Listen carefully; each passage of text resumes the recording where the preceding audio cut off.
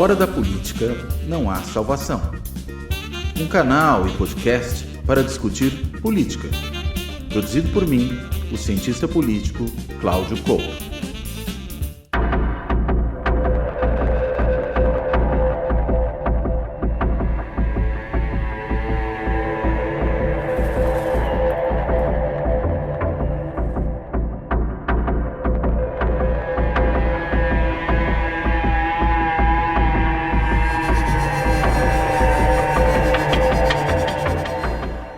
Olá! Este Fora da Política não há salvação vai tratar da questão da polarização extremada no Brasil. Não é só a polarização política que acontece, por exemplo, quando a gente tem partidos ou grupos políticos que se alternam no poder e que, de alguma forma, organizam o processo competitivo eleitoral, funcionando como dois polos em termos de escolha do eleitor. Mas a gente está falando de uma coisa que vai além disso, de uma questão relacionada a uma polarização que é introjetada pelos indivíduos de uma tal forma na sociedade que essa polarização passa a organizar grande parte da sua vida. E mais do que isso, é uma polarização bastante radicalizada, em que a distância entre as posições aumenta, em que a incompatibilidade entre elas aumenta, a impossibilidade de diálogo surge, e aí, consequentemente, isso começa a produzir uma série de problemas no funcionamento de uma democracia na qual se supõe haja tolerância, haja pluralismo, haja uma alternância pacífica no poder, o perdedor aceita a derrota, enfim. Isso tudo começa a entrar em xeque quando essa polarização se radicaliza. Ou, para usar uma expressão dos dois autores com quem nós vamos conversar hoje, que acabaram de publicar um livro, essa polarização, mais do que se radicalizar, ela se calcifica, né? Alguns falavam em cristalização, mas eles estão usando uma categoria específica, depois a gente vai tentar entender por que ela se calcifica. E aí, consequentemente, torna as posições quase que inarredáveis. E nós vimos isso no Brasil dos últimos anos, né? Com o governo Bolsonaro, com uma série de ataques às estruturas institucionais, com ataques, inclusive, a eleitores, apoiadores, de um lado e de outro da disputa política, ou seja, com o crescimento grande da intolerância, mas também com um ataque às próprias instituições da democracia brasileira. Enfim, vamos tentar entender esse cenário, tentar entender como a gente chegou até aqui e tentar entender também as consequências disso para a democracia brasileira. E talvez ainda mais uma coisa, tentar pensar como é que a gente poderia eventualmente sair dessa encalacrada. Enfim, para discutir esse tema, eu tenho aqui hoje dois convidados. O Felipe Nunes, que é cientista político, é professor do Departamento de Ciência Política da UFMG, Universidade Federal de Minas Gerais, e é também diretor da Quest, né? A Quest é um dos principais institutos de pesquisa que tem realizado aí uma série de pesquisas de opinião no Brasil, no processo eleitoral e em uma série de outros temas. E o outro, coautor do Felipe, é o Thomas Traumann, que é um conhecidíssimo jornalista, colunista da revista Veja, tem trabalhado com temas de política ao longo de toda essa sua trajetória como jornalista e trabalhou junto aí com ele nessa temática, aliás, uma temática que ele vem abordando nos seus escritos que têm saído aí nos últimos tempos. Bem, então, para começar a conversa, eu quero primeiro agradecer ao Thomas, agradecer ao Felipe por terem topado bater esse papo, quero dar as boas-vindas a todos. E vou começar com uma questão, acho que podemos começar aqui pelo Felipe, que é a seguinte: bem, a gente fala aí de uma polarização. Quando a gente fala em polarização, sempre vem à cabeça aquela ideia do nós contra eles. E vocês, no livro, cujo nome, aliás, eu não mencionei, o livro tem que ser mencionado, Biografia do Abismo, né? Esse é o trabalho do Thomas e do Felipe, né? No livro, o que vocês falam é que talvez isso comece ali com uma questão do nós contra eles, que tem lá nos governos petistas, uma polarização com o PSDB, mas vocês vão entender também que há nós contra eles e nós contra eles diferentes, né? No que esse nós contra eles dos tempos, digamos assim, PT, PSDB, se diferenciam desse que a gente tem agora? Por favor, Felipe. Ei, Cláudio, primeiro agradecer pelo convite, prazer estar aqui. Eu estou sempre te assistindo, então muito legal né, fazer esse programa sobre o livro. A gente está muito animado aí com a divulgação dele. Obrigado por ter cedido esse espaço tão importante para a gente. Então, o que a gente documenta no livro é uma mudança no que a gente chama no tipo de polarização política que a gente encontra no Brasil, né? De 94 até 2006, a polarização era marcada basicamente por uma disputa partidária. Grupos políticos disputavam o poder, mas a sociedade não estava dividida.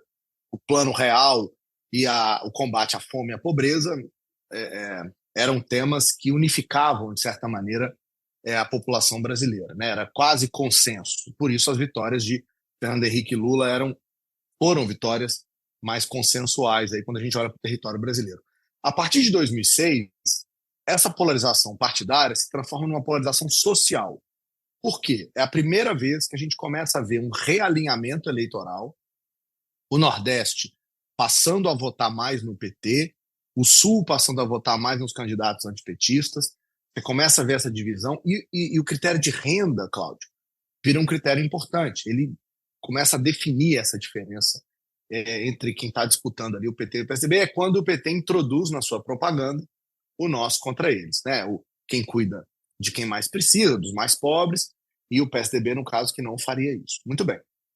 Em 2018, a gente viu uma mudança de patamar, que já foi estudada por muitas pessoas, que é essa polarização, que era uma polarização em torno de temas sobre o papel do Estado na economia, passando a ser uma polarização sobre valores. E essa divisão social, ela foi se intensificando. É a primeira vez que a gente vê o traço de mulheres, né, o traço gênero, mostrando resultados diferentes, e o papel da religião, né, os evangélicos votando mais contra o PT do que tinham feito no passado. Em 22, e é sobre isso o livro principalmente, esse processo se enraizou, se calcificou, porque a gente passou a ver as pessoas agindo não mais como adversários políticos. A gente começou a ver as pessoas agindo como inimigos, olhando para o outro como alguém intolerável, alguém que você não gostaria de conviver, com quem você não gostaria de passar as festas de final de ano, inclusive gente da sua família, né, que as pessoas pararam de conversar, amigos que você desfez da vida toda. Por quê? Porque o que está em jogo a partir de 22 são as visões de mundo desses dois grupos. Não são mais o debate, mais Estado, privatização, não. São temas muito mais fundamentais para os indivíduos. E isso gera um grau de intolerância muito grande, intolerância essa que é manifestada numa eleição, a eleição mais apertada da nossa história, né? Mas que vai além. Ou seja, como a gente diz no livro, o eleitor vira um torcedor. Mas não aquele torcedor do Fla-Flu que o Fábio Vanderlei Reis descreveu no passado. Né? Pensei exatamente nisso. Eleitor o eleitor Flamengo, né? Como ele chama. Exatamente. Fazer aqui uma homenagem ao meu grande professor Fábio Vanderlei Reis. O Fla-Flu que a gente está descrevendo agora, ele vai para fora do campo, ele vai para fora do estádio, né? O que o Fábio descrevia acontecia dentro do estádio. A gente está dizendo que esse torcedor leva a identidade dele para fora. Ele não deixa de ser Flamengo, ele não deixa de ser Fluminense depois que o jogo acaba. E é assim que a gente está descrevendo esse novo Brasil. O petismo, o lulismo, e o antipetismo, manifestado principalmente no bolsonarismo, ele ficou para depois da eleição. E a maneira como você vê a vida social, a maneira como você quer criar seus filhos, a maneira como você se informa sobre política, diz muito sobre quem você é, não só na eleição, mas também depois dela. É por isso que a polarização é diferente, é por isso que o processo que a gente está descrevendo nos parece um processo novo no país, porque ele não se encerra com a disputa eleitoral, como era normal, né, para o Przeworski, o conflito da eleição encerrar e gerar paz, né, na sociedade. A gente está vendo uma coisa um pouco mais complexa do que isso. Agora, tem uma questão também que me ocorreu lendo o livro de vocês falam disso também, acho que depois vou direcionar para o Thomas essa questão, que não impede que você volte a falar também, Felipe, que é aquela situação toda da chamada antipolítica, né, que a gente vê ali começando a se manifestar em 2013, uma lembrança que eu sempre gosto de fazer de 2013, eram aquelas faixas contra os partidos políticos, meu partido é meu país, que depois virou aquela camiseta, meu partido é o Brasil, partido aqui não, quando alguém aparecia com faixa de partido, ou seja, você vai tendo o desenvolvimento da chamada antipolítica, o Leonardo Avritzer até fala bastante disso, e a gente às vezes tende a ver essa antipolítica como desaguando no quê? No sentimento antissistema. Só que a impressão que eu tenho é que duas coisas convergiram, elas acho que não se excluem, mas convergem, que é, de um lado, esse sentimento disseminado antissistema, que envolve o PT, porque o PT é um partido consolidado, tradicional, está no sistema, era governo, quando tudo isso começa, inclusive, mas envolve também o PSDB, e boa parte do resto do sistema partidário, mas o PSDB, notadamente, que fazia o contraponto ao PT. E isso vai desaguar no Bolsonaro, que não é só anti-PT, é também antissistema.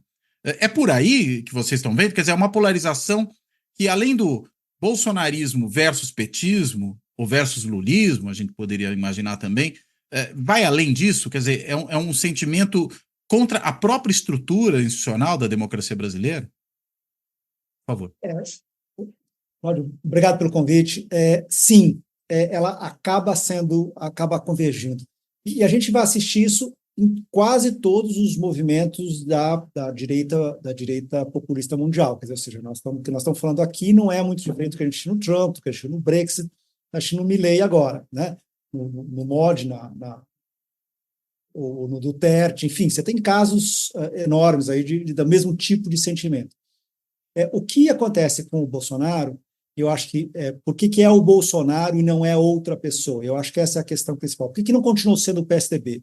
Por que, de repente, o PSDB desapareceu como essa figura que contornava, que fazia essa oposição ao PT, justamente no momento em que o PT estava mais fraco, no momento que o PT perdeu, o país entra numa recessão dramática a partir de final de 14 e até 16, a presidente Dilma é deposta, você tem o presidente Lula, então ele é processado, julgado, condenado e impedido de ser candidato. O PT tem um resultado desastroso nas eleições de 16 e tem um resultado ruim nas eleições de... Quer dizer, o claro seria que tudo isso seria aproveitado pelo PSDB, né? O natural seria isso. Mas, como você falou, converge com várias coisas. Uma e eu acho que casa com o que o Felipe está falando, nós temos um outro tipo de polarização.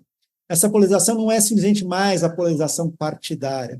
Ela passa a ser uma polarização do que faz parte da identidade das pessoas. E é isso que a gente ressalta muito no livro. Vamos pegar a parte de religião, porque ela é mais simples de contar. Logicamente, religião e política no Brasil, elas andavam juntas. Não vamos ter ilusões sobre isso. O Lula sofreu a ideia de que ele ia fechar igrejas na eleição de 89. Não tem nenhuma novidade sobre isso. Mas a partir de um certo momento em que o PT começou a, vamos dizer, conversar com algumas igrejas, você tinha, historicamente falando, a Igreja Universal defendeu o Lula e o PT nas eleições de 2002, 6, 10 e 14. A Assembleia de Deus basicamente defendeu o PSDB nas eleições de 2, 6, 10 e 14. Você tinha umas duas divisões.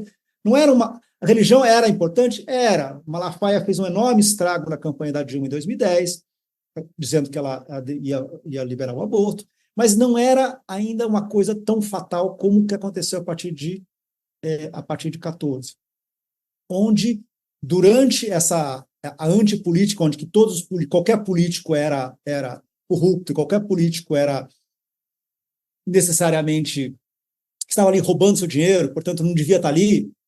Então tinha um movimento antipolítica natural que o Bolsonaro abraçou, mas que, ao mesmo tempo, ele abraçou um movimento de reacionarismo, nem conservadorismo. Vou pegar aqui o Lynch, aqui, falar reacionário mesmo, quer dizer, movimento reacionário, de você pegar e falar que ele representava um tipo de Brasil que não era representado até então. Quer dizer, que o PSDB não representava esse Brasil que achava que banheiro unissex é uma questão. Que o PSDB não representava esse Brasil que achava que aula de educação sexual é uma questão. Esse Brasil que olhava para os evangélicos com um olhar superior, como se eles não fossem não fossem pessoas inteligentes. Quer dizer, o Bolsonaro conseguiu fazer uma grande aliança em torno dele, mas que ele assumiu, E aí aquela coisa muito estranha, né? 3 casamentos, tendo sido político durante 27 anos, todas essas contradições, mas Os conseguiu. filhos todos na política, né? Os filhos todos na política, quer dizer, conseguiu ser, ao mesmo tempo, candidato da antipolítica e o candidato de um racionalismo moral que, olha, eu realmente não... Assim, na democracia você não teve alguém tão visceral como ele. Quer dizer, então, isso ajuda essa polarização e transforma essa polarização numa polarização também que sai do estádio, né? E que vai para a vida das pessoas, onde questões que são do dia a dia passam a ser fundamentais. Você vota para a pessoa não que você é a favor ou contra a privatização da Vale ou da Petrobras ou o que seja, mas também porque você acha que aquele candidato, qual é a decisão que esse candidato vai ter sobre aborto? Qual é a decisão que esse candidato vai ter sobre a liberdade dos professores a educar seus filhos? Ou seja, qual é a posição que esse candidato vai ter sobre a sua vida pessoal, né, familiar?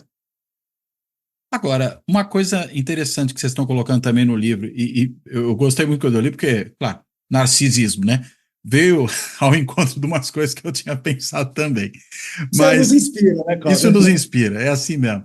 Mas na realidade é o seguinte, vocês colocam que a escolha do eleitor, né, e tem a ver com essa questão identitária, né, vamos dizer, afetos, crenças, a própria identidade, mas isso faz com que o eleitor às vezes acabe olhando menos para, digamos, resultados materiais, resultados concretos de políticas públicas. Né? Eu estou falando que convergiu com umas coisas que eu andava pensando, porque eu tenho escrito sobre um negócio que eu tenho chamado de governo movimento, né? Quer dizer, o governo Bolsonaro me parece que é um governo que estava muito mais ocupado de produzir agitprop, né, de mobilizar essa sua base, do que propriamente perseguir uma agenda de políticas públicas. Ela até podia existir, mas, ao contrário do que normalmente acontece, ela era secundária a esse processo de mobilização e de agitação. É isso mesmo? Quer dizer, o eleitor, ele na realidade... E por isso a popularidade do Bolsonaro, embora relativamente baixa quando você pensa em outros governos, ela nunca cedia abaixo ali de um patamar mínimo que ficava entre 30 e 25, vocês até chamou a atenção que 25 talvez seja um piso maior, né? Vocês falam disso no texto de vocês, é um piso mais claro, né, especificamente. Ou seja, o eleitor votava nele não porque ele entregou aquilo que se espera dele na economia, na saúde, na educação, mas porque ele se vê no Bolsonaro. É isso? E aí é curioso, Cláudio, porque enquanto o eleitor está se identificando com o bolsonarismo, ele também está alimentando uma crise de representação, porque grande parte do que é votar no Bolsonaro, a gente explica isso no livro, é claro rejeitar o PT, né, e contra o que significa a agenda petista, perdão, mas é também defender uma identidade, defender uma maneira de ver o mundo, defender uma forma de viver em sociedade, né? E isso é muito forte, porque isso trabalha com os princípios mais básicos das pessoas, né? Eu tenho pensado muito tenho conversado muito isso com o Thomas, sobre como o ressentimento, como os afetos tristes são a essência, né, deste que foi um movimento de rejeição à política, de rejeição ao sistema, e que a gente conseguiu fotografar ao longo aí várias fotos ao longo da eleição, que iam dando mais força para a ideia dessa divisão política que a gente viu no país. Uma pergunta que eu adoro nos surveys que a gente fez no ano passado, porque eu gosto porque ela reflete bem essa divisão, do que você tem mais medo? Você tem mais medo do Bolsonaro continuar ou tem mais medo do PT voltar? É impressionante, a gente mostra isso no livro, né?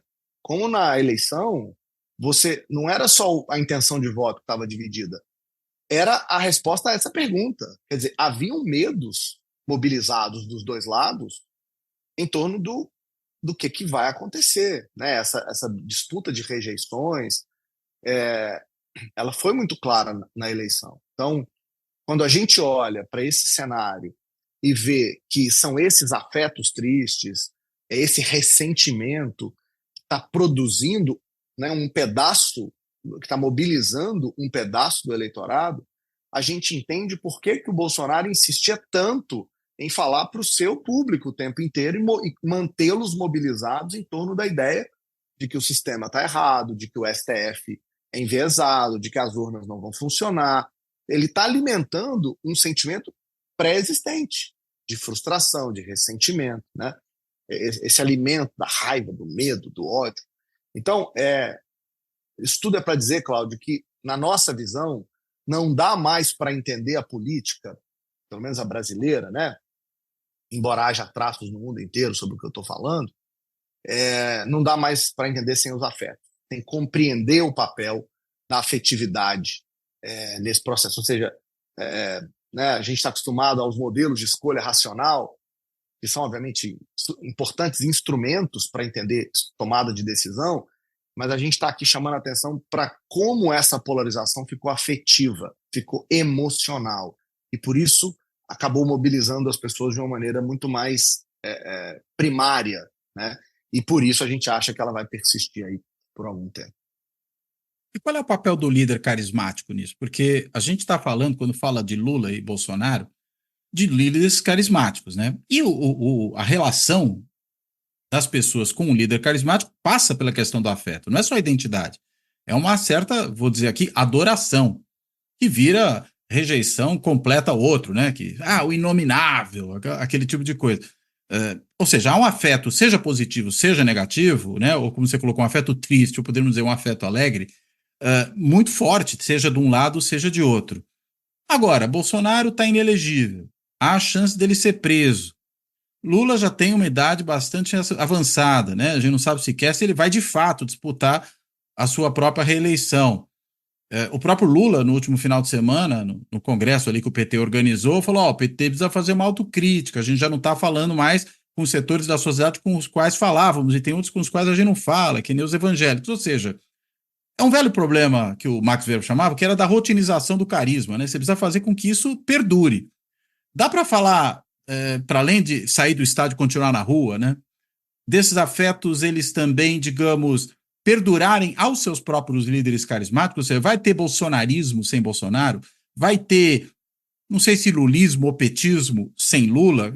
Como é que a gente pode projetar isso a partir dessa situação que nós vivemos agora? Então, a gente acha que sim. A resposta bem exata é essa.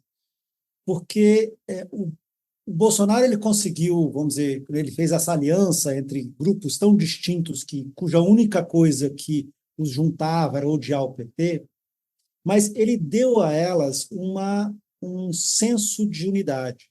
Ou seja, esses grupos, o agro, os evangélicos, os militares, os conservadores, os reacionários e os fascistas, enfim, todos esses grupos que apoiaram o Bolsonaro, eles começam hoje a aparecer muito entre si. Eles começam a pensar igual. Ele deu uma unidade que a direita há muito tempo não tinha no Brasil, provavelmente desde o regime militar. Ou seja, de uma certa forma, em algumas questões que não são ligadas ao agro, o agro pensa igual aos evangélicos, ou seja, eles passaram a ter ideias muito similares internas. E isso é acho que uma das boas conclusões nossa do livro, é mostrar que, ao mesmo tempo em que ficam muito díspares e muito diferentes entre si, essas duas grandes bolhas, elas ficam muito parecidas internamente. O que dá a elas uma certa unidade, né? Então, mas eu acho que a pergunta o Bolsonaro ficou inelegível durante a nossa escrita. Então, essa foi uma discussão que a gente teve várias vezes. A gente começou a escrever, de fato, aí depois do 8 de janeiro. Bolsonaro, acho que a decisão de inelegibilidade foi em junho. Mas foi um debate. Você falar dela no livro, inclusive, né? Sim, mas ele não tinha terminado. Ele tinha que entregar 15 de julho. Então foi tipo 20 e poucos de junho.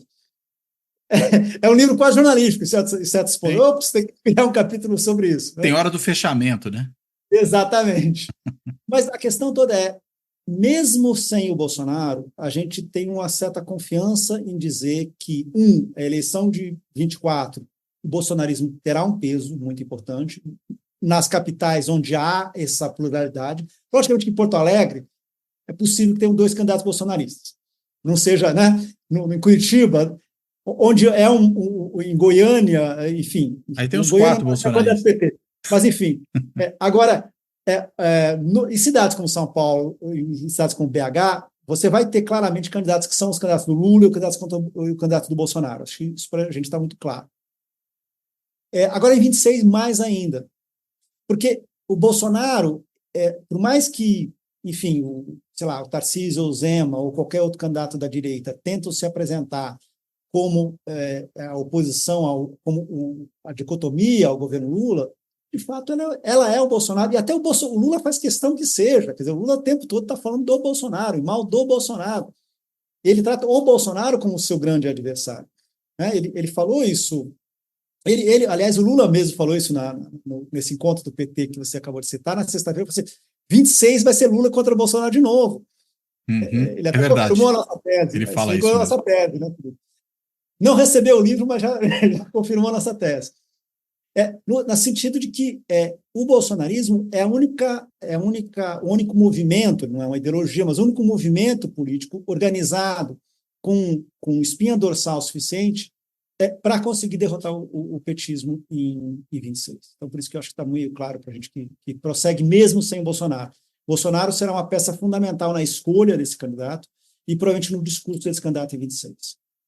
Você ia falar alguma coisa, Felipe? Eu achei que você estava ali balbuciando alguma coisa. Eu queria complementar o que o Thomas disse, porque é claro que essa é a parte preditiva do trabalho e qualquer predição é mais difícil. Mais arriscada que tem, né? Mais arriscada. Às vezes quebra a bola de cristal, né?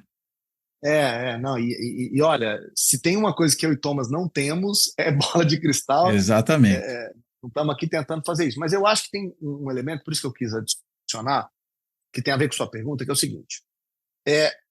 O PT já disputou a eleição com 3 candidatos diferentes.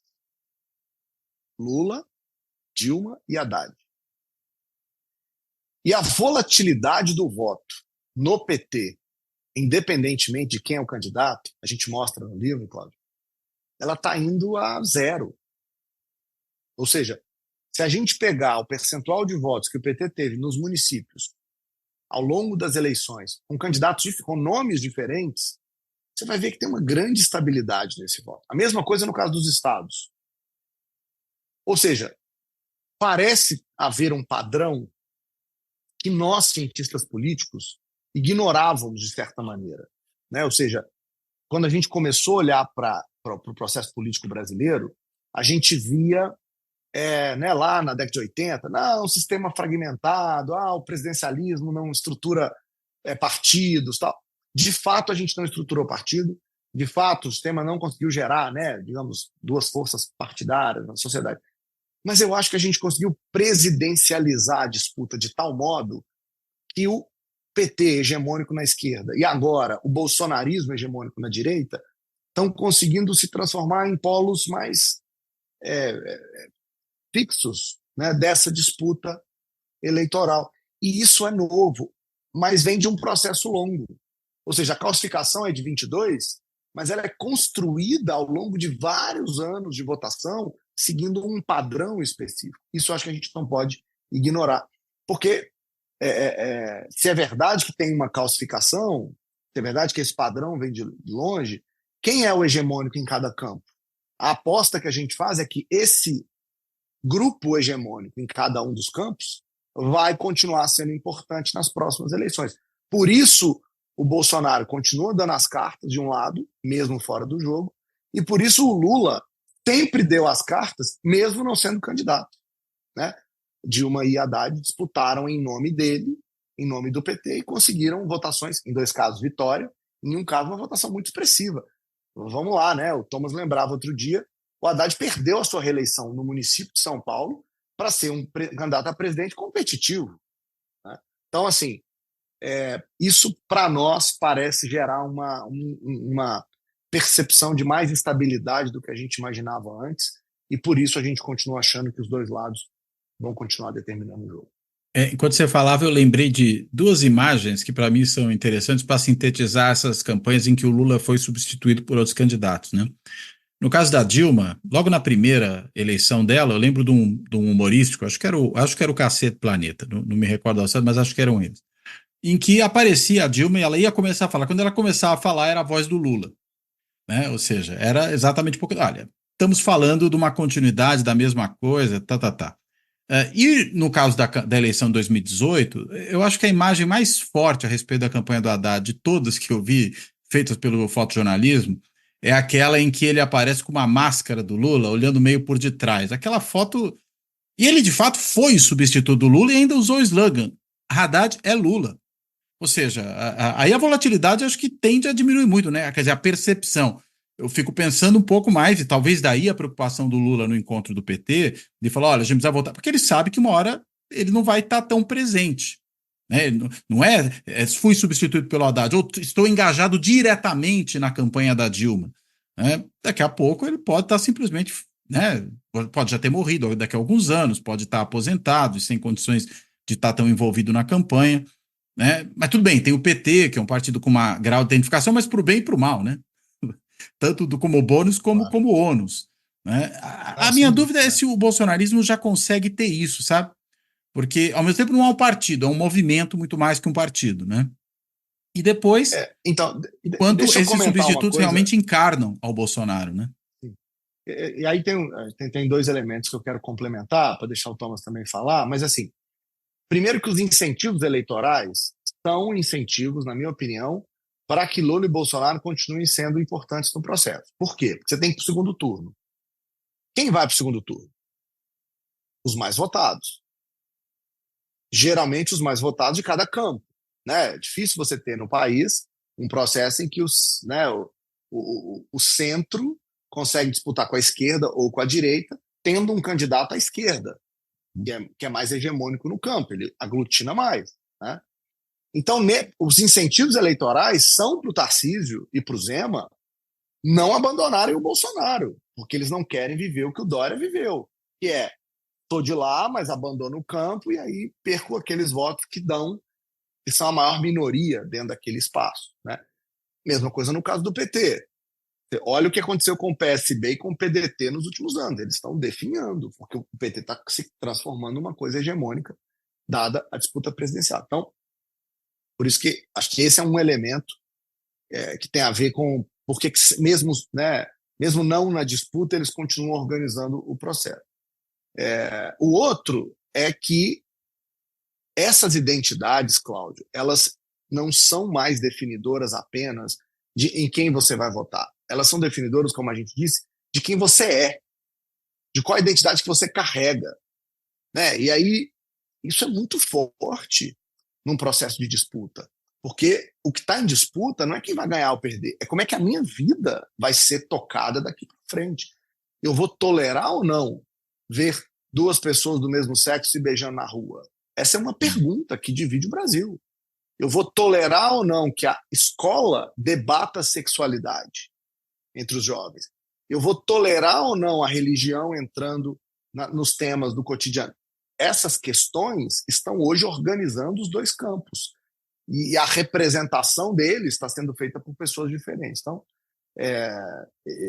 assim, de novo, é claro que trata-se de um prognóstico, ele pode estar errado.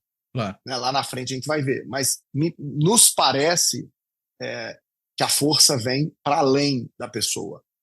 Eles foram importantes para mobilizar essas pessoas, mas agora os movimentos acontecem quase que independente dele. Quer dizer, isso faz com que mesmo que a gente volte à normalidade, digamos assim, com governos normais, né, governos que, enfim, estão preocupados em governar mais do que em produzir agitação, a polarização sobreviva, né, que é uma coisa que vocês identificam muito claramente nos dados, né, que vocês discutem no livro. Confere, Thomas. E por isso que é tão difícil governos normais, né? A era dos governos normais está diminuindo. Não é só no Brasil. Digamos que são governos normais em tempos anormais, né? Exatamente, em tempos anormais. Porque é logicamente que, vamos dizer, em tese, tudo que o Lula queria, vamos aqui pensar, o Lula queria fazer um governo normal. Sabe? Uhum. A lógica para o Lula era fazer um governo, quer dizer, era eu brinco, era quase uma restauração. Né? Sim. Restauração da normalidade.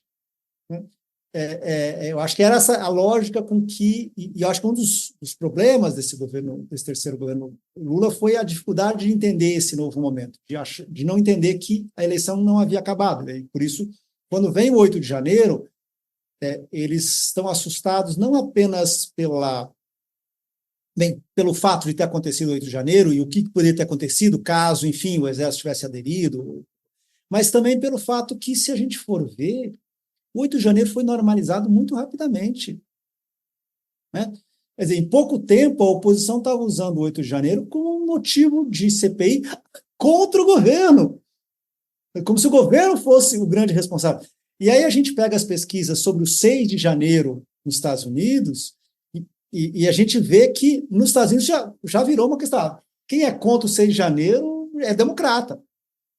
Assim, sabe, já virou uma questão que já foi normalizada. Normalizar o 6 de janeiro, como se fosse algo Exatamente. normal.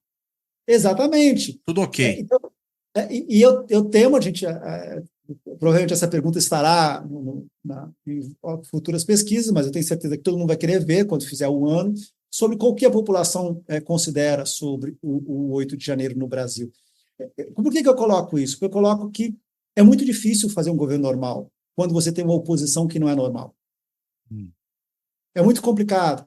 Quer dizer, quando você tem uma oposição que puxa para a questão de que, enfim, o Ministério da Justiça intencionalmente deixou Brasília sem policiais para que acontecesse a invasão, é um argumento que você precisa ter força para conseguir até digerir, né? Ela é muita teoria da conspiração, mas eu tenho certeza que ela existe e que funciona para boa parte das pessoas. Sim. O fato é assim, o Bolsonaro depois ele sai do governo, ele abandona todos os seus seguidores, passa 3 meses na Flórida, tem o escândalo das joias, tem o 8 de janeiro, tem o escândalo das joias, ele é considerado inelegível, vários dos processos são colocados, enfim, cartão de vacina, os processos, todos os processos sobre suspeita de corrupção na compra de vacinas durante a pandemia. E aí, essa última quest faz a pergunta: se as eleições fossem hoje, em quem você votaria? E o resultado vamos lá, Felipe, me lembra aí os números exatos? Mas dá empate técnico, na margem de erro. Entre Lula e Bolsonaro. Hoje? Hoje. É impressionante. É impressionante. Quer dizer, ou seja, não importa o 8 de janeiro, não importam as joias, não importa não importa ele ter saído do país durante 3 meses, não importa a quantidade de pessoas que foram presas, não importa os processos, não importa nem a elegibilidade. O que importa é que eu me identifico com ele, né? Exatamente. Aliás, é interessante, você falou essa coisa do 8 de janeiro, né? Do 8 de janeiro americano, né? Que está sendo. Do 6 de janeiro, melhor dizendo. Podemos dizer o 8 de janeiro americano como metáfora. Exatamente. Assim como o 8 de janeiro é o 6 de janeiro. Exatamente. Né? Mas você falou que ele está começando a ser, de alguma forma, normalizado entre os republicanos, né? E me chamou muito a atenção um fato que houve naquela manifestação da Paulista, do dia 26 de novembro, em desagravo àquele manifestante bolsonarista que morreu preso, né? Acho que houve um descuido, claro, ali daqueles que conduziram o seu processo, né? Ele podia ter cumprido aquilo como domiciliar, porque tinha de fato problemas de saúde, isso é outra história, mas o fato havia um desagravo a ele, e é interessante como se referiam a ele, que foi preso dentro do palácio. Dentro do palácio. O patriota fulano de tal, agora me esqueço aqui o nome dele, Clésio, enfim, não me recordo o nome dele exato, mas se referiam a ele como o patriota, os manifestantes. Ou seja, de alguma forma, é isso, né? O sujeito que estava lá invadindo o prédio era um patriota. Então, o que houve demais no 8 de janeiro? Nada. E aquela contradição absurda, né? Quer dizer, a turma que quer ordem aceita aquela desordem. 8 de janeiro. São essas contradições que típicas do Brasil. Agora também não dá para ignorar uma outra coisa, que é assim, eu acho que não é equivalente um lado e outro. Em várias coisas não há equivalência. Até falei sobre isso outro dia numa entrevista que dei para talvez na intensidade do afeto, né? Mas tem uma coisa que é muito curiosa, o Thomas está citando esse exemplo das joias. A gente fez quase um experimento, a gente perguntava, né? Você conhece o caso das joias? Conheço. O que você acha disso? Péssimo. Mas e aí, vota em quem? As pessoas continuavam votando no Bolsonaro, quem tinha votado lá atrás. Mas eu me recordo que, antes da eleição de 22, a gente também fazia esse tipo de pergunta sobre o Lula. Você acha que o Lula teve algum envolvimento de corrupção no seu governo? As pessoas falavam que sim. Você acha que esse negócio do triplex está mal explicado? Boa parte das pessoas dizia que sim. E ainda assim votavam no Lula. Então, assim, é uma coisa, Cláudio, que ela precisa ser explicada no nível da sociedade, entendeu? Eu acho assim, o que eu disse, não dá para equiparar a questão do autoritarismo, da democracia, eu acho que tem um limite aí, a gente fala isso no livro. Mas os dois lados usam do mesmo mecanismo psicológico, que é a dissonância cognitiva, para justificarem comportamentos dos dois lados, né? E isso virou parte do jogo. Eu adoro citar um resultado, que é o resultado da última pesquisa da Quest, contratada pela Genial, em que a gente perguntou assim, como é que você avalia a economia nos últimos 12 meses? Melhorou? Está igual? Ou piorou? 60% dos eleitores do Lula diz melhorou. Ou dizem. No caso do Bolsonaro, o número é igual. 60% dizem que piorou. Ou seja, quer dizer, pouco importa o que de fato acontece, né? Exato. A mesma realidade é interpretada por dois mundos de maneira completamente diferente. Claro que você vai poder dizer, não, mas de fato o eleitor do Lula tem um perfil, a economia pode ter melhorado para eles. O eleitor do Bolsonaro tem outro perfil, pode ter pior. Mas a distância de 60 de piora para 60 de melhora é de um grau de polarização, a partir de uma visão de mundo muito diferente, enorme, né? Então, assim, o que a gente gostaria com esse livro é de contribuir para esse debate, para que as pessoas pudessem pensar um pouco sobre isso, sobre como é que esse processo de viés de confirmação e dissonância cognitiva estão afetando não só o comportamento político, mas o comportamento de consumo. Outro dia a gente foi fazer um estudo sobre o que aconteceu com o Bis e com o Kit Kat.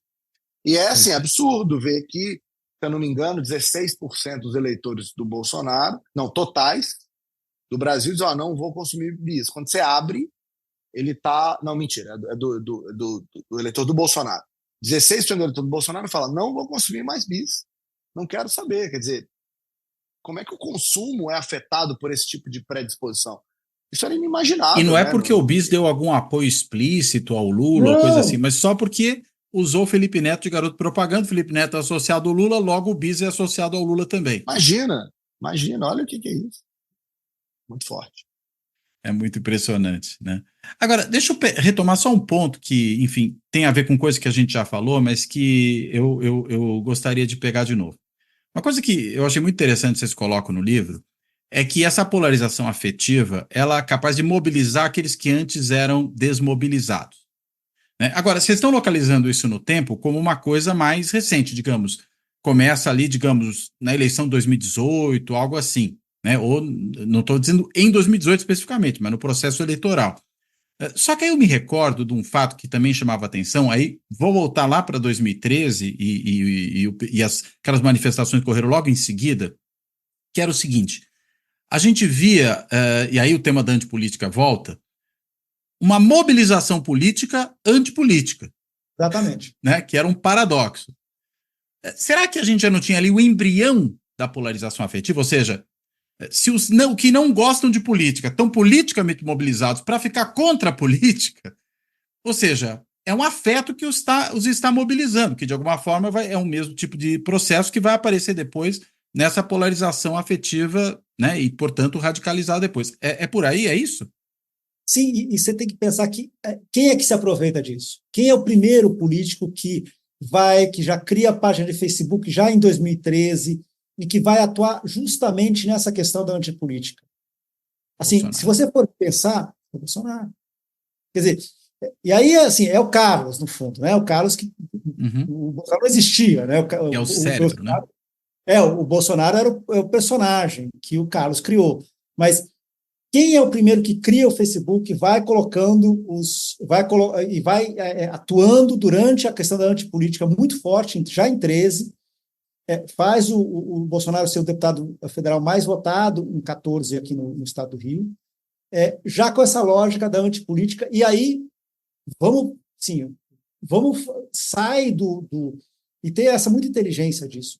de sair do rame-rame, de procurar. Ele já era conhecido, mas vai para Manaus falar com o deputado, não deputado, com o líder comunitário, não sei das quantas, vai para não sei aonde com a Associação Comercial de Americana.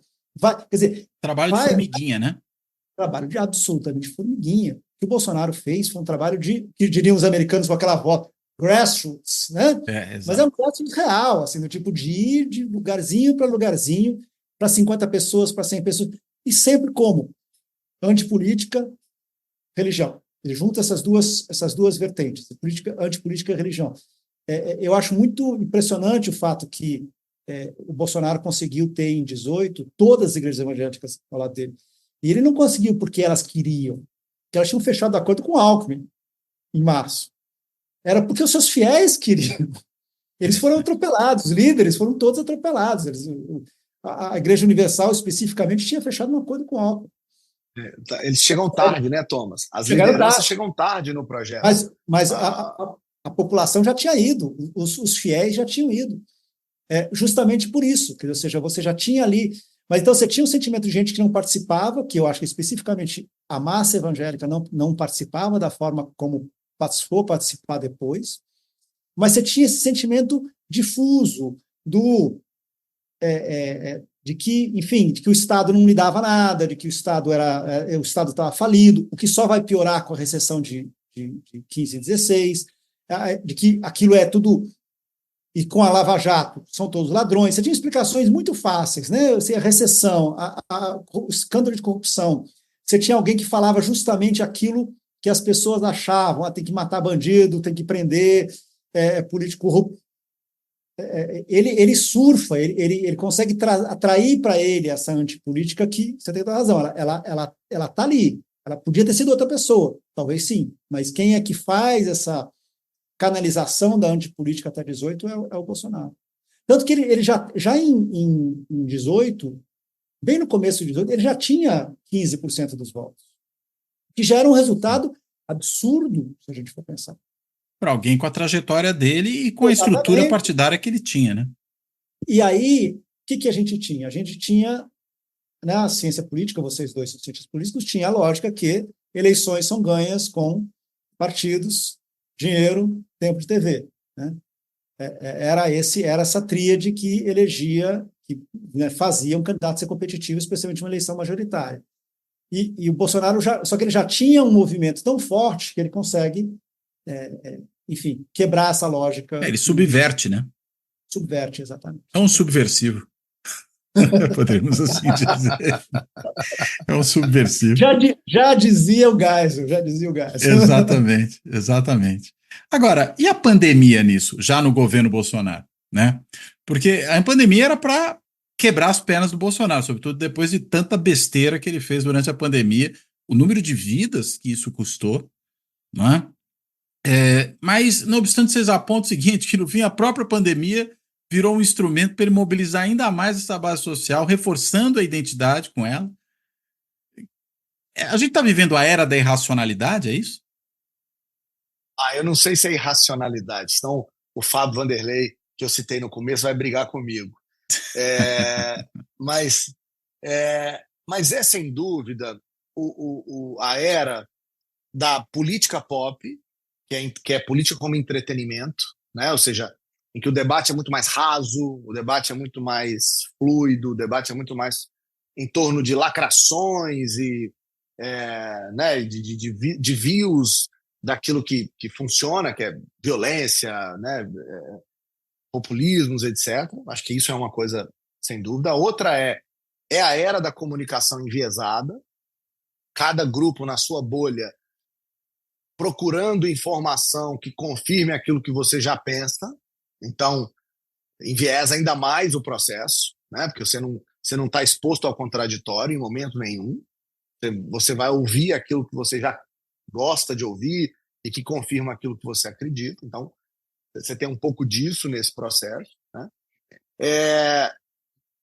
E você tem uma era em que esses dois elementos, o do entretenimento, o da política pop e o das redes, blindam as pessoas em torno das suas preconcepções, o que gera um fenômeno como o que a gente viu na pandemia. A gente fez um estudo, Cláudio, eu e o professor Frederico Batista, que a gente cita no livro. Durante a pandemia, a gente perguntou para as pessoas, era um experimento, grupo de controle e tratamento, o que você achava da pandemia. E foi legal porque a primeira rodada foi feita antes do Bolsonaro ir para a televisão falar o que ele achava da pandemia. E era curioso, porque antes do Bolsonaro politizar a questão, todo mundo estava preocupado com a pandemia. E aí o Bolsonaro foi para a televisão e a gente então faz num período antes disso se massificar, a gente coloca a frase do Bolsonaro no grupo de tratamento, que é ele dizendo que é uma gripezinha, não sei o quê, e no grupo de controle você não faz nada. E a gente começa a perceber que o eleitorado bolsonarista diminui significativamente a preocupação com a pandemia quando é exposto à politização do Bolsonaro. Em compensação, o eleitor do Lula fica ainda mais preocupado, porque também está politizado, né? Então, assim, a politização é o atalho cognitivo que faz as pessoas se mobilizarem de um jeito ou de outro. O que eu falei da economia é muito parecido com isso. Esse exemplo que eu estou dando, de novo, um experimento canônico, né? RCT, né? Randomized Control Trial, controle de tratamento, randomização, você também consegue capturar o mesmo fenômeno. Então, assim, neste cenário de comunicação enviesada e política pop, as pessoas parecem estar aprisionadas e mobilizadas pelo seu time, pelo seu lado. E a pandemia foi capturada por isso, como outras questões foram. A gente fala no livro, né? É claro que a pandemia atrapalhou os planos do Bolsonaro. Ele teve que lidar, por exemplo, com uma agenda fiscal que ele não tinha que lidar no começo. Havia um alinhamento da direita nesse sentido com o Paulo Guedes, de uma agenda mais liberal, de menos Estado e tal. Na pandemia ele teve que pôr dinheiro para fora, teve que gastar dinheiro para segurar a onda, e isso ajudou o governo a ficar ali estável em torno desses 30%. Mas o tema foi capturado pela politização, assim como todos esses outros temas que a gente está falando. Eu acho que, junto com o problema da desinformação, esse, né, do efeito do viés de confirmação, são marcos importantes que a psicologia política nos ajuda a entender e que nós vamos ter que estudar cada vez mais para saber como é que a gente sai disso. Porque é óbvio que é perigoso, Cláudio, né? Por que é perigoso? Porque quanto mais individualizado a gente fica como ator social, quanto mais dentro da bolha eu moro, eu vivo, menos contato com o diferente eu tenho. Quanto menos contato com a diferença, quanto menos plural for a minha visão de mundo, mais autoritário, mais violento e mais intolerante eu me torno. Isso não é bom para a democracia.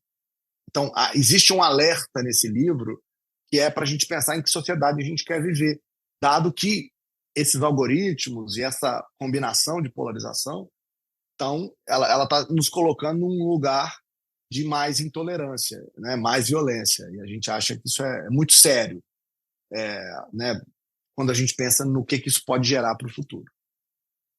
Agora, uma coisa que me surgiu aqui, né? Você falou, me chamou a atenção quando você mencionou isso, de que os eleitores petistas ou lulistas, quando eles perceberam, se o Bolsonaro está falando que a doença não é séria, é porque ela deve ser terrível mesmo, né?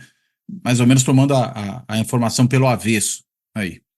Agora, a gente também, quando olha para a distribuição do voto, né, em termos de classe social, a gente vê que o Lula teve uma votação muito mais expressiva nas camadas de renda mais baixa. E aí isso vai estar correlacionado ali com educação, com uma série de outros aspectos, com questão racial, enfim.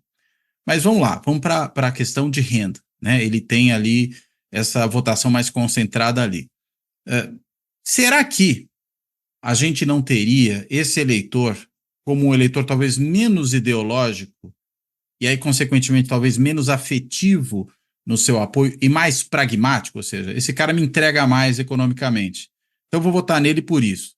Não estou dizendo que você não tenha o eleitor lulista ou petista que é profundamente ideológico e afetivo. Aliás, eles estão aí às pencas e a gente vê demonstrações públicas disso o tempo inteiro, basta ver como as pessoas se posicionam no debate, inclusive nas redes sociais. Mas a minha dúvida é a seguinte, se esse contingente não tem pesos diferentes para os dois, entendeu? O contingente dos afetivos para o bolsonarismo, o contingente dos afetivos para o Lula e, consequentemente, também dos pragmáticos de cada um dos lados. É possível ver alguma diferenciação nesse sentido, para além da diferenciação ideológica, o peso relativo de, me permita fazer essa contraposição, ideológicos versus pragmáticos de cada um dos lados? Ou afetivos versus pragmáticos? Aí não sei como Não, vocês sim, vão sim, acho definir. que essa pergunta é ótima, porque acho que no capítulo 3 do livro, a gente divide o Brasil em 8 grupos. E dentro do lulismo, dentro dos eleitores que votaram no Lula, o maior grupo é o grupo que a gente chama de classe D e E, que é, obviamente, o grupo mais pragmático. Né? É o maior grupo. Independente do Estado. Caso do... mas é porque, como a gente está olhando para os grandes números, onde tiver DE, ele é basicamente do Lula, né? Assim, majoritariamente do Lula. DE é só para entender, naquela estratificação de A, B, C, D, E, é isso. A camada mais baixa de renda. Não é acronismo para dependente do Estado, não, né? Ah, não. Porque às vezes dá para confundir as duas coisas, né? Aliás, é boa ideia. Não, mas é porque é interessante você ter falado isso. No fundo, essas coisas estão combinadas. Claro, a gente, inclusive, diz isso no livro. A gente chegou a pensar os mais dependentes do Estado são também... Justamente os D e E. Os D e E. Né? Então, Lula. Pragmáticos. Querem salário, Bolsa Família, farmácia popular, Minha Casa Minha Vida, né? Precisa do SUS, precisa tal. No caso do Bolsonaro, o maior grupo é o de conservadores cristãos.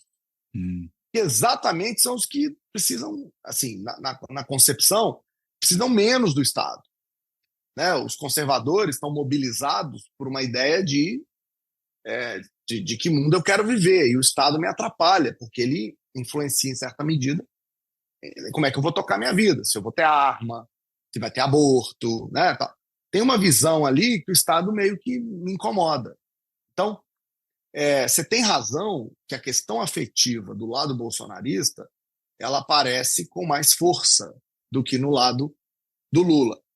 Não é à toa que a economia é a dimensão mais favorável ao lulismo. Ou seja, se eu tivesse que dizer para o Lula para onde que ele tem que caminhar, é para fazer uma agenda econômica forte. Porque é isso que vai sustentar a base dele e tentar ampliar para setores, né, da economia.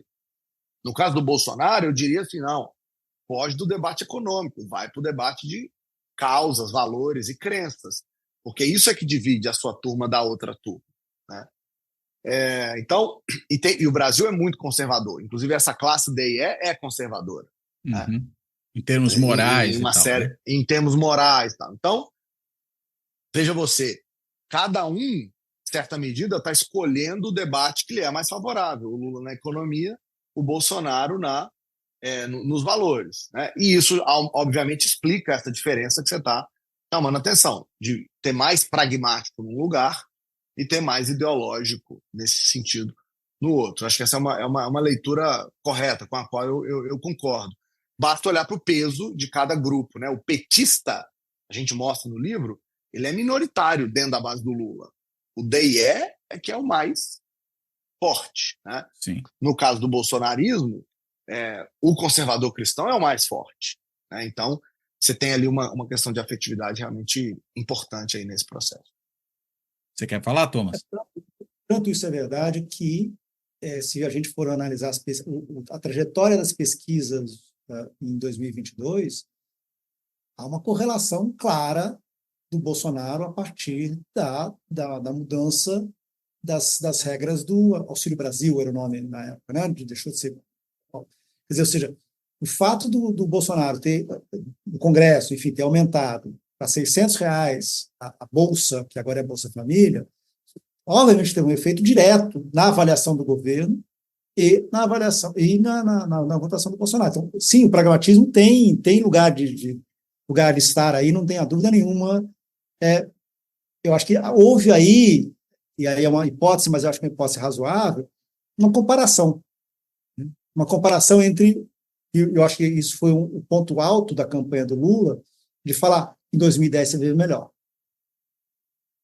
Enquanto que, né, agora você vive pior. Então, houve a ideia de que, olha, eu sou melhor nesse negócio de cuidar de pobre do que do que o Bolsonaro. Aliás, as pesquisas mostravam isso, né? Que o Lula se preocupava mais com os pobres e tudo as mais. Pessoas, né? Ele cuidava Isso. das pessoas. Né? Essa era uma coisa nos grupos era muito óbvio que o Lula tinha essa característica meio que não, ele cuida de pobre, ele realmente se interessa por isso. Isso era assim. As pessoas que não gostavam do Lula reconheciam essa característica dele, né? Mas eu acho que faz parte dessa coisa do pragmático o fato que o Bolsonaro pegou um pedaço pragmático, sim, isso não tem a dúvida nenhuma, só que ele não é tão numeroso, tão grande quanto dentro da ala Bolsonaro, tanto quanto são os, né, que a gente chama de conservadores, os conservadores cristãos, e o agro, os empreendedores e os fascistas. Agora, uma outra coisa que vocês colocam também é o seguinte, né, que essas identidades são de grupo, né? Sim. Eu estou no grupo dos bolsonaristas, ou estou no grupo dos lulistas. Isso só me dá um curto-circuito, mas eu acho que dá para entender por onde esse negócio vai. Quando a gente pensa naqueles que se definem, e aí eu acho que isso vale para o lado bolsonarista mais do que para o lulista, somos patriotas. Bem, meu partido é o Brasil. Bem, então somos todos. Não, mas não somos todos, porque alguns não são patriotas, alguns não são brasileiros. É a lógica do cidadão de bem. Isso. É a lógica do cidadão de bem. Cidadão de bem, porque o outro é cidadão de mal, né? Isso, o verdadeiro brasileiro, né? Mas tem uma coisa, Cláudio, que eu tenho tentado estudar muito sobre os evangélicos. Até porque chamar o público evangélico de evangélico já é um negócio meio errado, porque Sim. as diferenças são tão grandes entre os neopentecostais, os tradicionais e tal. Mas você sabe um elemento que eu estava lendo outro dia e que me chamou muita atenção e que tem a ver com isso que você falou, que é assim, na cultura evangélica, quem aceita Jesus no coração vai ser salvo. E o outro não aceitou Jesus no coração, não vai ser salvo. Tem uma ideia religiosa de que eu tenho um ethos que você não tem. E por isso que você tem que vir para perto de mim. Por isso que você tem que aceitar Jesus. Por isso que você tem que vir conversar comigo. Por isso que você tem que fazer os rituais que eu cultuo. Né? Então, a ética protestante, nesse sentido, não aquela que o Weber estudou para o capitalismo, mas de que o meu grupo é diferente do seu, ele foi mobilizado e capturado por essa identidade patriota. Transborda. Que é mais parecida. Exato. Entende? Então, e aí você encontra um amálgama, você encontra uma sedimentação que é o que calcifica. Porque a dinâmica do pensamento de ver o mundo é muito parecida.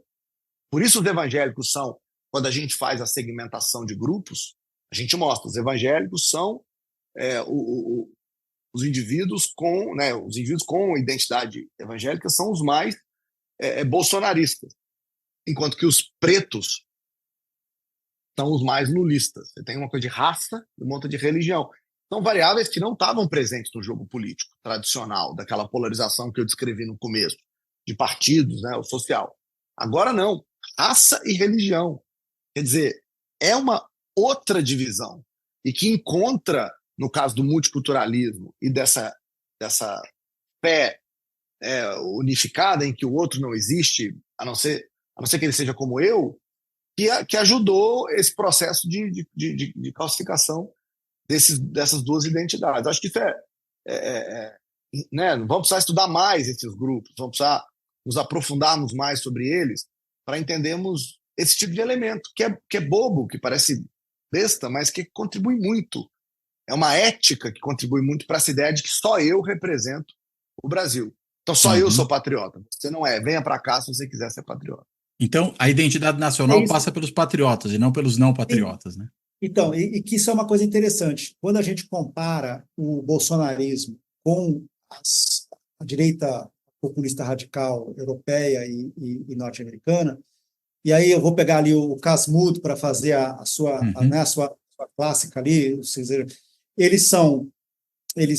o que falta ao Bolsonaro é o nativismo, né, o que é chamado de nativismo. Quer dizer, por quê? Porque não funcionou. O Bolsonaro até tentou ser nativista, ele tentou falar mal dos venezuelanos que iam invadir o Brasil, mas não pegou. Porque o Brasil não há um problema de imigração, né? A grande diferença que ele tem em relação à direita europeia e à direita americana digamos assim, não tem a xenofobia num pedaço. Mas daí tem essa criação diferente, que é a xenofobia interna, né? Porque nem todos são patriotas, nem todos são bons o suficiente para serem brasileiros. Aqueles são de vermelhos. Então, portanto, eles são bolivarianos, eles são foro de São Paulo, eles são outra coisa, eles não são brasileiros, eles estão obedecendo uma outra lógica que não é a nossa lógica patriótica. E que faz uma diferença a diferença do nativismo, vamos dizer assim, como o bolsonarismo vê nacionalismo, do que como isso é visto pelos republicanos nos Estados Unidos, ou como isso é visto pela direita radical europeia. Quer dizer, como na ditadura, o inimigo é interno, né? Exatamente. É a mesma lógica. O inimigo é interno e, vamos lá, você tem não por acaso, né, Cláudio? Né? Ele foi militar, né? Claro, eu acho que passa por aí. E eu acho que passa por aí e por essa questão que o Felipe apontou religiosa, né? Quando o Felipe falava, eu pensava aqui naquela fala da Michele Bolsonaro, que se tratava de uma guerra espiritual. O próprio Bolsonaro falou que era o bem contra o mal, né? Que o palácio antes estava consagrado a demônios, e aí depois estava consagrado a Deus. Ou seja, e aí, claro, né? Os que consagram o palácio a demônios e os seus apoiadores, que consequentemente compactuam com isso, não são membros da nação, né? Tem que ser deixa eu te dar outro né? exemplo. Sei que nós estamos chegando no final, mas eu não posso deixar de dar esse exemplo quando a gente fala dessa questão religiosa. O bolsonarismo está preparando para 2024 um decálogo, os 10 mandamentos do bolsonarismo. Ah, é? Significa o seguinte: se você quiser ser candidato apoiado pelo Bolsonaro, você tem que rezar esses 10 itens, os 10 mandamentos do que é ser bolsonarista. Isso é, obviamente, uma leitura dos 10 mandamentos religiosos. Claro. Essa é uma releitura da ideia de que você tem dogmas sem os quais você não participa daquela identidade, daquele grupo. E imagine você, isso vai ser espalhado e distribuído no Brasil inteiro. Em todas as candidaturas em que um candidato for se identificar como bolsonarista, ele vai ter que rezar essa cartilha. Olha a força de um movimento, né, em torno de um Messias que tem 10 mandamentos, que tem leis, quer dizer, é uma visão de mundo compatível com um pedaço importante da sociedade brasileira que pensa e age assim. E que conversa diretamente com os republicanos, porque a ideia do decálogo ela foi criada pelo Newt Gingrich, quando eles perderam a eleição para o Clinton em 92. E daí eles perderam. E aí ele cria a lógica de que este é o nosso compromisso, contrato com a nação. Né? Sim. E o contrato com a nação foi a primeira vez que os republicanos pararam de falar de economia e falaram para você ser um republicano, você tem que ser contra o aborto, você tem que ser... É o Tea Party, né? É o Tea Party. Quer dizer, a ideia de que as nomeações do Supremo Tribunal têm que obedecer uma lógica moral e não simplesmente uma lógica, enfim, jurídica. A ideia de que... Aquilo foi uma coisa que mudou completamente o Partido Republicano, que era um partido de direita, vamos dizer, aspas, normal, até onde o Reagan pode ser normal, mas para um partido completamente, enfim, Trump, né? A lógica que os valores são importantes, que a política entra nos valores nessa lógica. O que está acontecendo, o que o Bolsonaro está fazendo agora logicamente, dar uma reatualização e uma tropicalização para essa mesma lógica que colocou a religião no centro da política nos Estados Unidos. Muito interessante. Né? E isso sobra até para o judiciário, né? Porque quando o judiciário, digamos, entre aspas, persegue os bolsonaristas, os prende, né? Pune o Bolsonaro pelas coisas que ele faz, e aquele círculo, né? Quer dizer, o Bolsonaro faz besteira, o Bolsonaro, o judiciário é obrigado a agir, ao agir fala, aí, ó, tá me perseguindo. Aí ataca o judiciário se defende, ao se defender, parece que tomou parte, falou, eu não falei que é parcial? É uma encalacrada, né? Você está numa armadilha populista. É isso, exatamente isso. Porque vira um instrumento do mal também, né? Aquele ali. O Supremo virou uma manifestação contra o Bolsonaro. Ele virou, ou seja, politizou-se o Supremo, assim como politizou-se a pandemia, assim como politizou-se a avaliação da economia, e o que a gente está tentando mostrar no livro são tantas as evidências de politização em vários lugares e essa politização começa a ficar tão coerente internamente e distancia tanto os dois grupos que isso tem incentivos para calcificação e, portanto, perpetuar esse sistema ao longo dos anos. Parece ser um desafio grande sair desse abismo, Cláudio. Sim, não, e lembrando que o Supremo tem sido o palco principal das disputas morais no país, né? Exatamente. Claro. Mais do que o Congresso. Mas O Congresso é mais muito reativo do que propriamente ativo nisso. Né? A discussão de aborto, ela estava. A Exato. discussão de aborto e a discussão sobre maconha eram dois debates que o Congresso não tem coragem de debater. Fazer. Enfrentar. Não tem, menor. Agora, quem é que colocou isso? O Supremo. Sim. E aí reforça o antagonismo, né, desse grupo bolsonarista com o Supremo. Quer dizer, além de perseguir o Bolsonaro, ainda tem a pauta das trevas. Exatamente. Do capeta. É Muito isso. bem. Gente, muito obrigado por essa conversa. Tremendamente interessante. O livro é muito interessante. Eu recomendo que as pessoas leiam o livro. Aliás, que, enfim, tem aí uma agenda de lançamentos. O de São Paulo, infelizmente, vai acontecer depois que esse programa for ao ar. Então não vai dar para fazer a propaganda aqui do lançamento em São Paulo, mas, enfim, paciência é do jogo. Mas Biografia do Abismo, né? Eu acho que vale muito a pena as pessoas darem uma olhada. Mas eu quero, enfim, antes de finalizar mesmo, devolver a palavra para vocês, para que vocês possam, se porventura ainda faltou algum ponto que vocês acham que deveria ser mencionado e que eu esqueci aqui de puxar, que vocês possam fazer, e também as suas amarrações, considerações finais. Por favor. Eu quero, Cláudio, te agradecer a oportunidade. Estava ansioso, né, por vir conversar contigo, que sempre traz provocações tão importantes. Eu acho que você engrandeceu o debate sobre o livro, te agradeço enormemente. E te dizer um bastidor importante desse livro, né? O Thomas é tricolor, eu sou galo, e esse ano a gente ficou muito polarizado em relação a isso, porque era para ele ter ganhado do Palmeiras, e não ganhou ali na reta final. Então, o livro foi construído também em torno da polarização. Você não está levando em consideração o tricolor da Bahia, né? Não, esquece isso.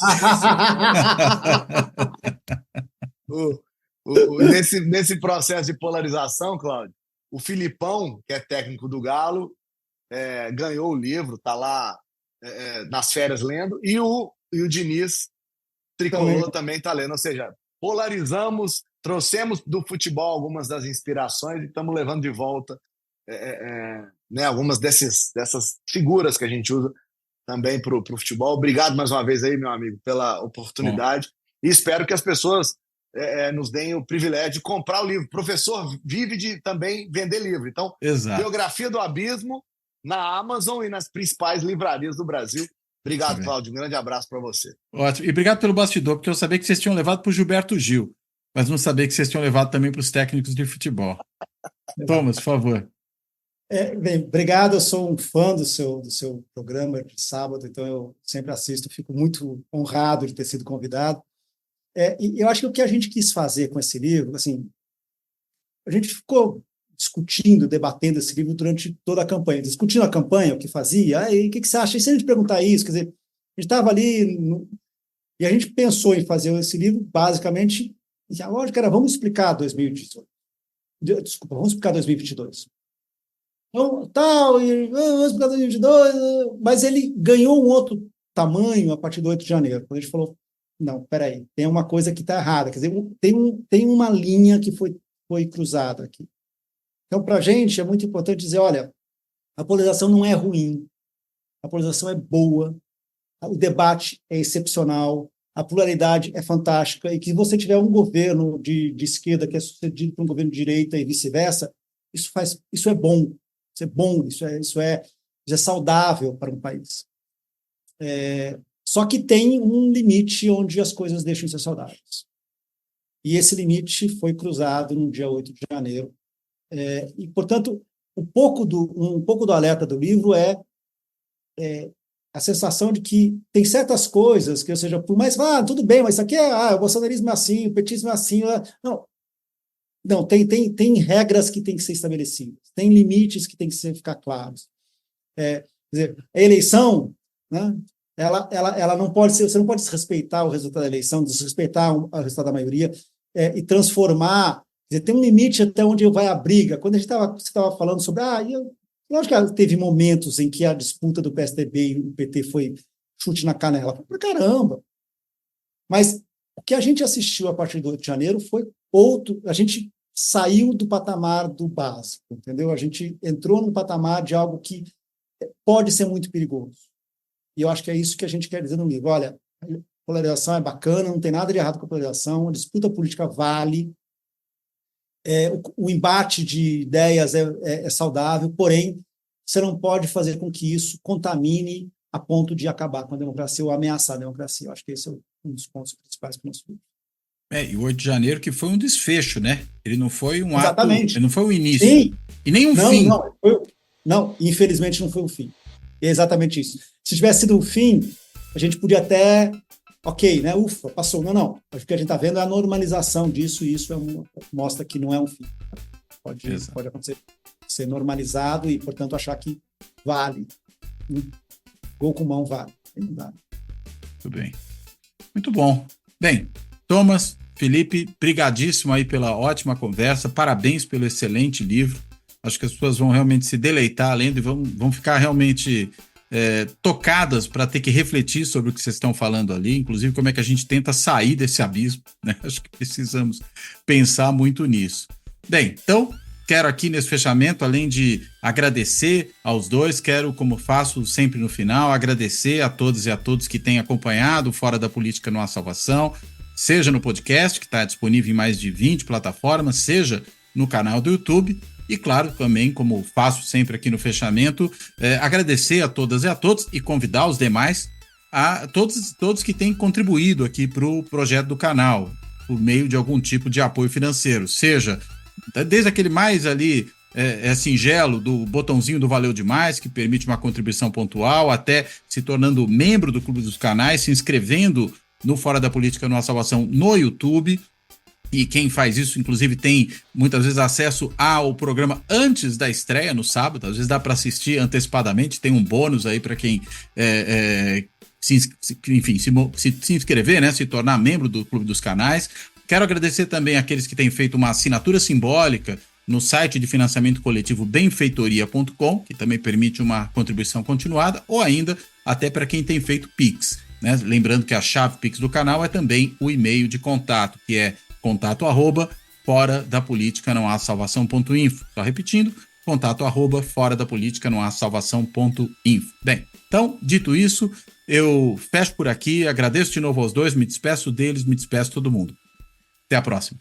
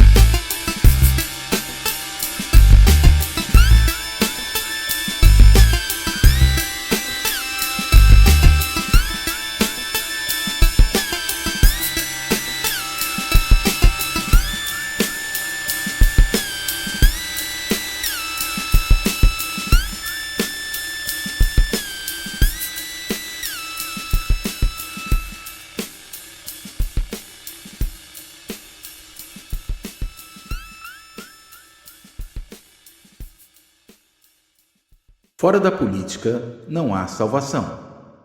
Um canal e podcast para discutir política. Produzido por mim, o cientista político Cláudio Couto.